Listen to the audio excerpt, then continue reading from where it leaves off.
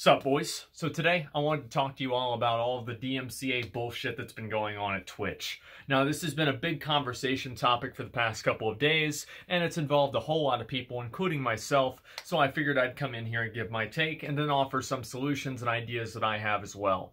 Before I do that, I'll explain pretty much what happened for anybody who's not familiar. A few days ago, Twitch received a whole lot of DMCA notices, and DMCA, Digital Millennium Copyright Act, this is basically a copyright claim that a company makes on behalf of a rights holder for music or movie or anything like that, and then Twitch by law is obligated to shoot first, ask questions later, and just take the content down. And whenever they do that, each person that they take the content down for receives a strike on their channel. Now, if you get 3 of these strikes on your channel, and this is different than the normal, like, oh, I said the N-word today strike on my channel, this is a separate type of strike, and if you get 3 of these DMCA strikes, your channel gets fucking deleted. So obviously this has been unnerving for a lot of people, including myself. So I wanted to talk about some solutions that Twitch could have for it, because I think that the ramifications of this are actually a lot more broad than music. And overall, I think that the whole issue itself is, it's very outdated and it's archaic. The DMCA has, I think it was made in 1998, and this is 2020, so it's over 20 years old, and at that time, YouTube wasn't a thing, streaming wasn't a thing, the internet was hardly even a thing, and we're basing all of our laws around that. I think it's almost akin to having laws for horses and how you're going to deal with horses and, you know, riding your horse around the country or around the city and then trying to apply that to cars. It's just not exactly going to work, and that's basically what's ended up happening here. So the main thing that I want to talk about here is what Twitch can do to potentially solve this. Now, it's very clear to me that obviously while Twitch does need to comply with copyright law, and I think that they should respect that, copyright law should be respected, there's no necessary, there's no set in stone rule for what they have to do to somebody who breaks the copyright law. Now, the reason that that's the case is that YouTube, for example, I think that you have to have like 3 DMCA strikes within like only a period of time, and then your DMCA strikes go away. So the idea that there's the 3 strikes and you're out rule without any sort of context to it is clearly not true based off of the way that YouTube handles things. So I do think that it's very important for Twitch to try to make sure that they make a more equitable system for the users as well. And the reason why I think this is so important, because I think that there are a lot of people out there who probably just say, hey, don't use copyrighted music, that's all there is to it. And okay, all right, let's say that happens. Let's say that's the case. What about movies? What about YouTube videos? What about video games? What about video game soundtracks? What about not Game of Thrones, excuse me, Grand Theft Auto? Pretty much the same thing, but a little bit more modern. Basically, what about that whenever you get in a car and it plays the radio? So you're going to have to live with all these different confines, with all these different rules. And ultimately, this is not good for the platform. Now, it's not really arguing about this on a legality basis. I don't think that really, I'm not a lawyer, I don't know. But what I can argue for and what I can talk about is what's good entertainment and what's entertaining. There's a reason why people like playing copyrighted music on their streams, and it's because the copyrighted music is awesome. Everybody wants to listen to Metallica. Nobody wants to listen to some weird trance, 80s beat that's on some free-to-play, non-copyrighted website. People want to listen to Metallica, they want to listen to Queen, they want to listen to Tool, or maybe they want to listen to Drake, right? They want to listen to the new kind of artists, etc. So whenever you take that away from people, you obviously remove a certain amount of value to the stream, I guess. Now, I don't think that value is necessarily hurting the artists either, and I think, if anything, there's a symbiotic relationship between streaming, for example, and music. So I'll give you guys kind of an example for like my stream. I don't know how many times I've had people message me and say, what's that song? What song are you playing? It's been so much that I've actually added a window to my stream, and it shows on my little Spotify window, and it says down there in the bottom right what song I'm listening to and what artist makes it. because so many people ask about that, and so many of them want to be able to listen to that same music. I think that honestly, streaming helps artists a lot more than it probably hurts them, because it doesn't really act as a replacement for the music. I don't think there's a lot of people that go, well, you know, I was going to listen to this, that, or the other album, but now that somebody is streaming while they're talking over it, complaining about Fortnite, well, I'm just going to do that instead. I don't think there's anybody that's doing that, and so I don't think there's necessarily a profit loss for the artists in terms of people not buying their albums in lieu of listening to them on Twitch. Now, I'm saying that also this is, you know, if you're presenting the music by itself, then that's something different. And I do think that is a point of difference between what's going on with Twitch and what's going on with YouTube, for example. So YouTube has had this problem, but I think that the YouTube videos did act completely as a market replacement for actually buying CDs, because you would go to YouTube videos and listen to the song specifically. And just the way that you consume that is different. But with Twitch, the actual audio of the streamer and the context of the stream is interwoven with the music itself, so that's not necessarily going to be a replacement for listening to the music if that's really what you're trying to do. So I do think that in that way, I don't think music industry or you know, any of these artists are losing any money necessarily from having people listen to the losing any album sales, excuse me. There are, of course, royalty things, and for me personally, I think that it's a little bit ridiculous that even if you're not costing them the money, you still have to pay them money. I find it kind of silly, to be honest with you. If you're not losing somebody money, I don't see why you would really kind of have to pay them. It doesn't really make sense. Like if I buy a hammer and then I build something, I don't owe part of that thing that I built with the hammer to the person that made the hammer. I don't know. Maybe I'm crazy for thinking that, but I've always thought that was a little bit ridiculous. But regardless, I think the real problem here is there is a lack of meeting in the middle, and I want to explain some of the points where the meeting in the middle can happen. Now, number one, streamers need a sync license. That's basically what they need in order to stream music. And a sync license for certain songs is over $100,000. It's not going to happen. Streamers make a lot of money, but not that much. So it's unrealistic to expect a streamer to be able to pay for a sync license for all the music that they listen to. So I think that the first thing that could happen, and I hope that a lot of artists and even the record labels understand this, if not now, then soon, people want to listen to this music.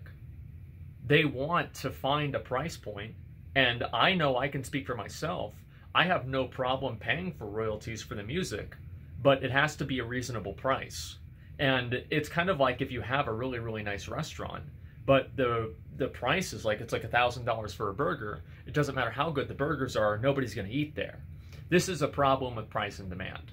And the price is just simply too high, and people are just not going to buy it unless it's like a multi-billion-dollar company trying to make a commercial. So if these record labels and this industry wants to be able to capitalize on what I consider like a systematic and symptomatic advantage that they have just existing inside of it, because people discover their music through the streams and then they buy it or they listen to it on Spotify, which still makes them at least some money. And of course it gives them like more viewership and more exposure, and people like, I don't know, like I think especially if you're like a smaller artist, having more people hear your music is definitely a good thing. And on top of that, you'd be getting money for it too.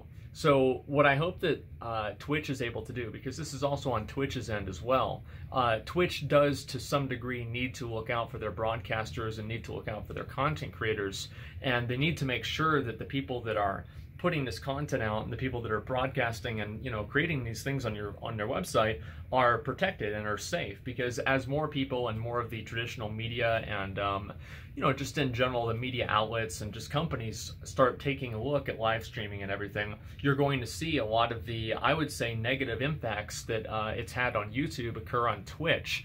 I think that oftentimes you see how many things have been removed on YouTube over the years, and that's why you have the terrible videos that you have now on YouTube. I think that the content used to be much better whenever it was more relaxed. Maybe that's my opinion, but that's what I think. So one thing that I'm kind of concerned about with this whole situation is the idea that at any time somebody can receive a DMCA for almost any kind of copyrighted content.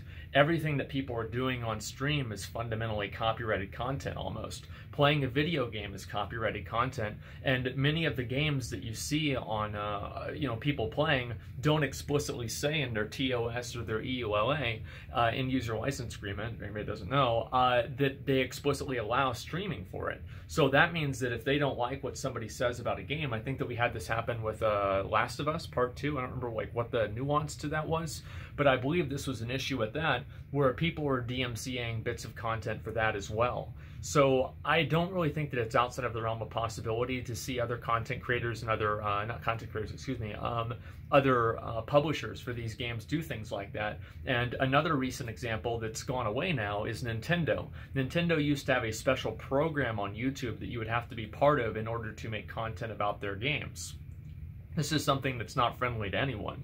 It creates a barrier to entry for people to make content about your stuff, and I think that it's just a money grab, and at the end of the day, it just makes people not want to make content about the games. The game developers lose to a certain extent because less people are seeing them. The fact is that having streamers play certain games is obviously very beneficial to these companies, or they wouldn't be paying streamers thousands of dollars an hour to do so.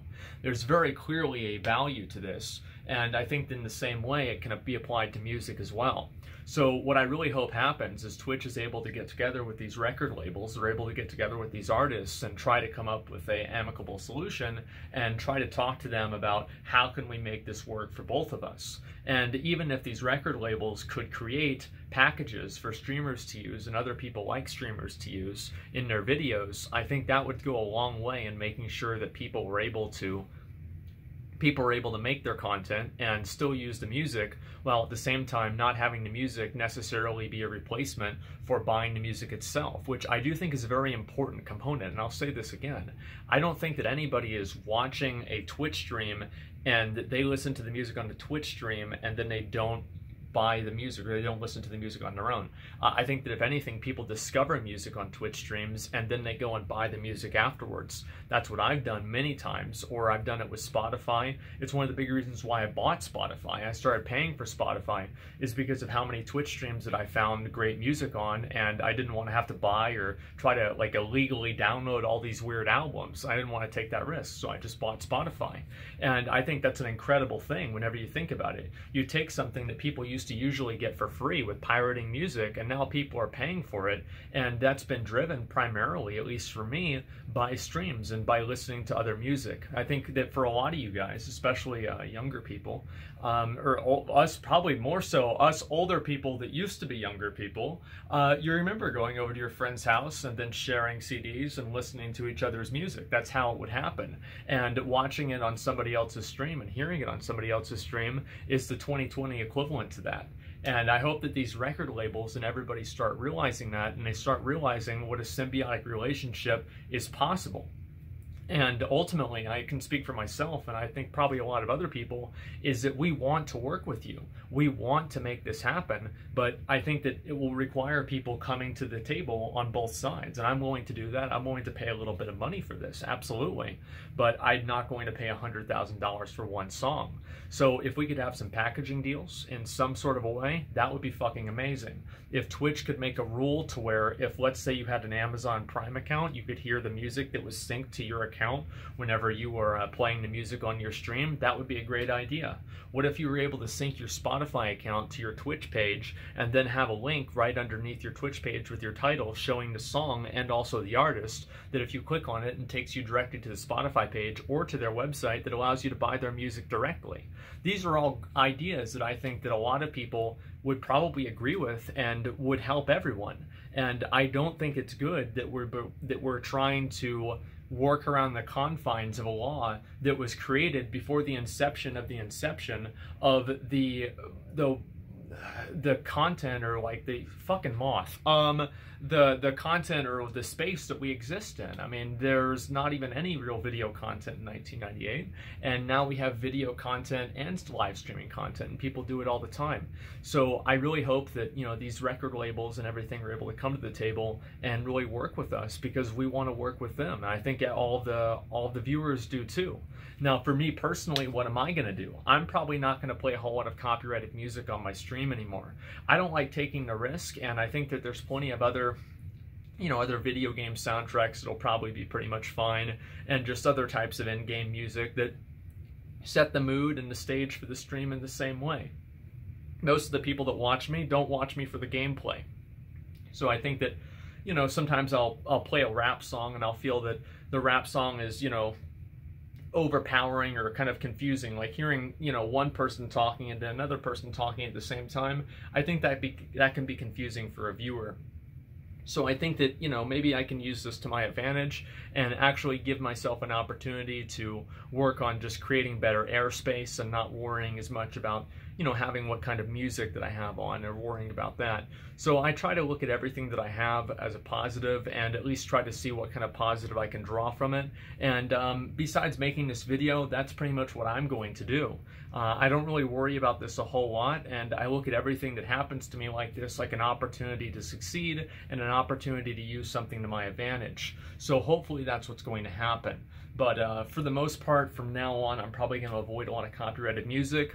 For YouTube videos, I'm not as worried about that, okay? Listen, like I can take a 10-minute video and turn it into a 40-minute reaction. If that's not transformative content, I don't know what is.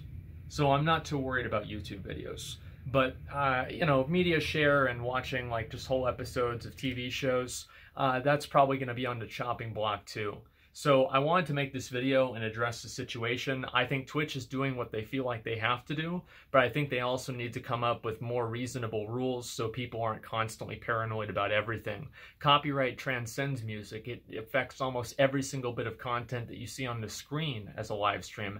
And once you start digging down and going down that rabbit hole, you realize that Twitch is going to have to do something about this quick, or they're not going to have a website at all. So, or at least not if people enforce their actual laws, which is something I'm very concerned about, and it's a lot bigger problem than I think a lot of people might believe. So I do hope that they take this extremely seriously, and I believe that they are. And ultimately, I just hope that they're able to make it, I hope that we can come out of this as a community better than whenever we went into it. So hopefully that happens, and that's pretty much all I've got. I'd be curious to hear your opinions and your thoughts and what you think could happen and how you think this could be better. But yeah, that's pretty much what I think and how I think it would be better. Anyway, thanks all for watching, boys. Peace.